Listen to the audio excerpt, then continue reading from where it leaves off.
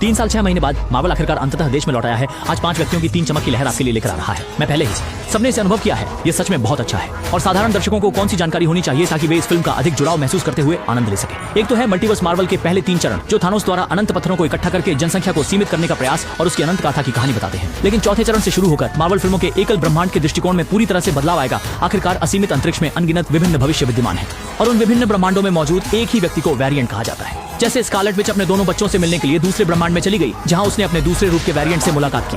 Marvel के चौथे चरण में वेरिएंट की धारणा को और विस्तार दिया गया।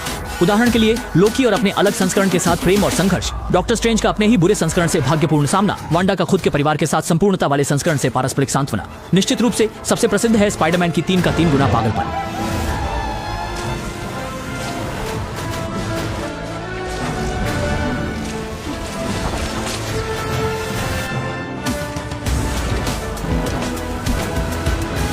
हाँ, एंटमैन 3 से शुरू होने वाले मार्वल के 5वें चरण में दर्शक अधिक सामान्यतः एक ही पात्र के विभिन्न रूपों का सामना करेंगे। उदाहरण के लिए Avengers Kong dynasty.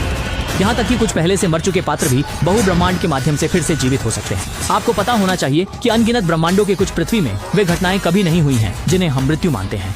Runner wushu 2 का रूपांतर भी यह भी दर्शाता है कि दुश्मनों की संख्या भी अनंत होगी और कांग जैसे दुर्जय खलनायक के रूप में कांग की शक्ति वास्तव में मल्टीवर्स से आती है। हाँ, सेटिंग के अनुसार कांग भविष्य की दुनिया का पहला पात्र है जो मल्टीवर्स के बीच स्वतंत्र रूप से यात्रा कर सकता है। लेकिन अनगिनत कांग के रूपांतर भी दर्शाते हैं कि वे अपार खतरा पैदा करेंगे।